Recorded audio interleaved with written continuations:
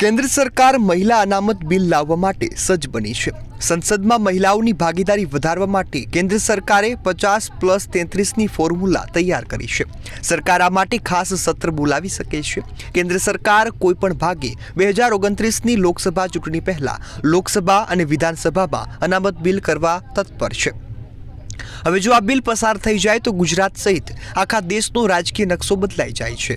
જો આ બિલ મંજૂર થાય તો દેશની લોકસભાથી લઈ વિધાનસભાઓની બેઠકમાં વધારો કરવો પડે તેમ છે। આ બિલ હેઠળ મહિલાઓ માટે લોકસભા અને વિધાનસભા 1/3 બેઠકો અનામત રાખવામાં આવે છે। કેન્દ્ર સરકારના આ બિલના પગલે 50+33 ફોર્મ્યુલા અમલથી લોકસભા બેઠકની હાલની સંખ્યા 542થી વધીને 816 થઈ જશે।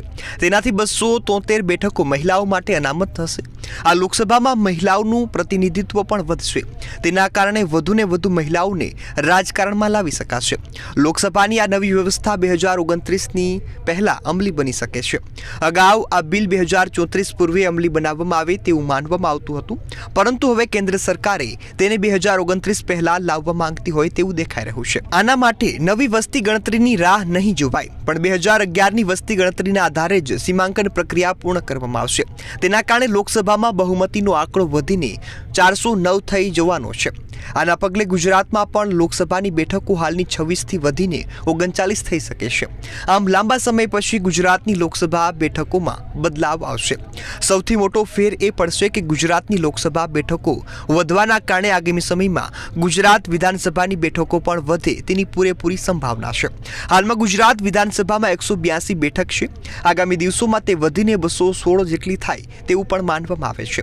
જો કે 2027ની વિધાનસભા ચૂંટણી વખતે તો આ બેઠકો નહીં વધે, તે 182 જેટલી જ રહેશે, પણ તેના પછી 2032માં આવનારી વિધાનસભા ચૂંટણીને લઈ આ બેઠકોમાં વધારો થશે। ગુજરાત વિધાનસભામાં જો કે બેઠકોમાં વધારો થવો તે કોઈ નવી વાત નથી। ગુજરાતની 1960માં સ્થાપના થઈ હતી અને તેની પહેલી વિધાનસભાની ચૂંટણી 1962માં આવી હતી, ત્યારે ગુજરાત વિધાનસભામાં 154 બેઠક હતી। તેના પછી 1966માં યોજાયેલી વિધાનસભા ચૂંટણીમાં ગુજરાત વિધાનસભાની બેઠકો વધીને 166 થઈ ગઈ હતી। તેના પછી 1971ની ચૂંટણી વખતે ગુજરાત વિધાનસભાની બેઠકો 182 કરી દેવામાં આવી હતી। તેના પછી ગુજરાત વિધાનસભાની બેઠકો વધી નથી। ગુજરાતમાં લોકસભાની બેઠકો વધીને 39 થતા મહિલાઓને સૌથી મોટો ફાયદો થશે। તેના કારણે મહિલાઓ માટેની અનામત બેઠકો 13 જેટલી થશે।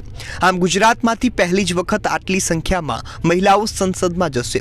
તેના જ સંદર્ભમાં આગામી દિવસો પછી આ રીતે વિધાનસભામાં પણ મહિલાઓ માટે 33% બેઠકો અનામત થતા મહિલાઓના પ્રતિનિધિત્વમાં વધારો થશે। આના પગલે ગુજરાતમાં અનુસૂચિત જાતિ અને અનુસૂચિત જનજાતિની બેઠકો પર અસર પડે તેવું પણ માનવામાં આવે છે।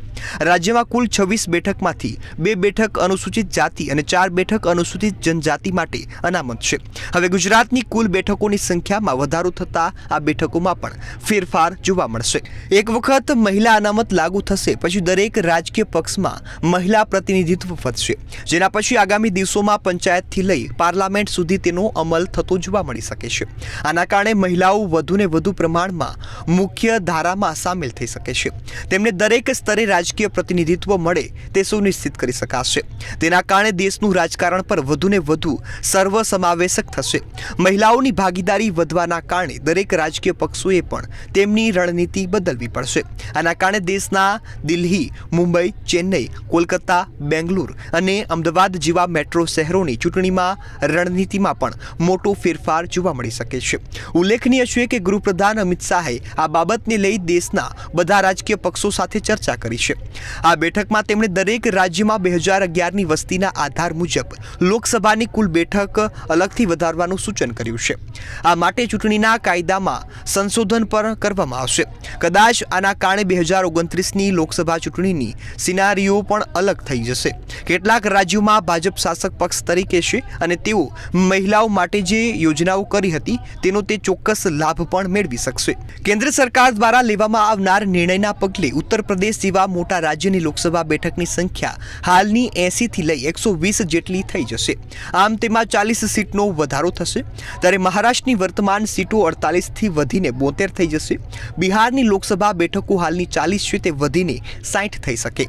પશ્ચિમ બંગાળમાં વર્તમાન સીટો 42થી વધી 63 થઈ શકે. આ ઉપરાંત મધ્યપ્રદેશની સીટો 29થી વધી 44 થઈ શકે.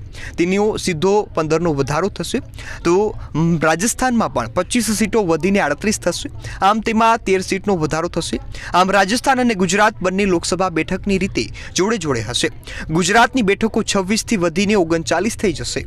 સરકારનો ઈરાદો બિલકુલ સાફ છે. તે હવે આ મામલે વધુ વિલંબ કરવા માંગતી નથી. તાજેતરમાં જ સંસદીય મામલાની કેબિનેટ સમિતિની બેઠકમાં પીએમ મોદીએ 2029 સુધીમાં મહિલા અનામત લાગુ કરવાના તેમના વિઝન પર ભાર મૂક્યો હતો. સીમાંકનની આ વિસ્તારિત પ્રક્રિયાઓ અંતિમ સ્વરૂપમાં આપવા જરૂર પડે તો સીમાંકનના કાયદાઓને પણ બદલવામાં આવશે.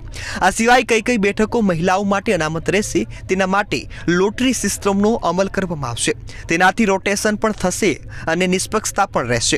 ત્યારે હાલ લાગવગનો આક્ષેપ પણ ઉઠવાનો નથી.